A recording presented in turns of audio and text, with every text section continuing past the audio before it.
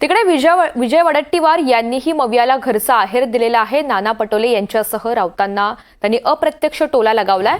जागा वाटपाचा तिढा 2 दिवसात सुटला असता तर आम्हाला 18 दिवस हे प्रचाराला मिळाले असते, अशी खंत त्यांनी बोलून दाखवली आहे।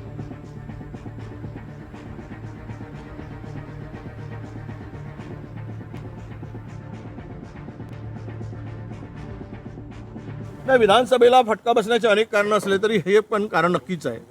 20 दिवस आम्ही जागेंचा घोर ठेवला। नाना पटोले आणि संजय राऊत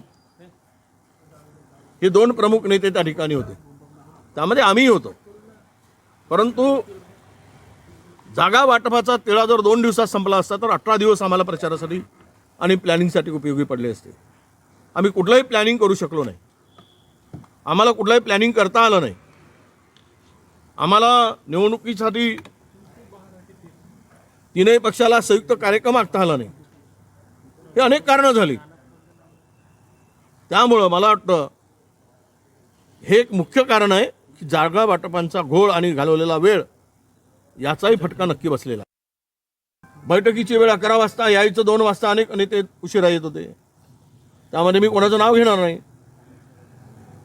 आणि यामुळं हा बैठकांचा वेळ लांबत गेला।